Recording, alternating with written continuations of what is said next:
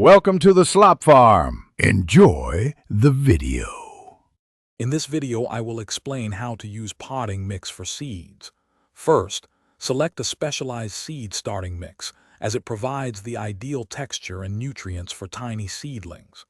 Next, moisten the mix until it's consistently damp but not soggy. It should feel like a well-wrung sponge. This ensures good contact with the seeds and prevents them from drying out.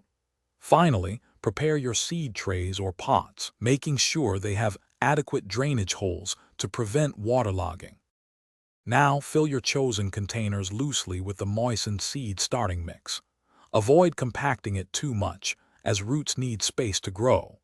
Create small indentations for your seeds, then sow them at the depth recommended on the seed packet, typically 1/4 to 1/2 inch deep.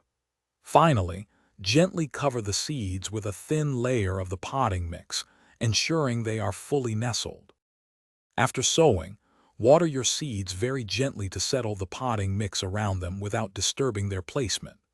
A spray bottle or bottom watering works well.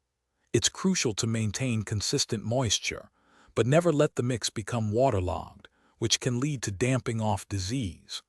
Provide a warm environment, ideally between 65 and 75 degrees Fahrenheit, and ensure they receive indirect light for optimal germination. Once your seeds have germinated and developed their first true leaves, it's time to thin them. Remove weaker seedlings, leaving the strongest ones with enough space to thrive, typically 2 to 3 inches apart. Gradually introduce more light to prevent leggy growth, moving them closer to a light source or a brighter window. Remember to check the description for a link to the new Kindle Paperwhite and other great deals to help you read anywhere. Thanks for watching.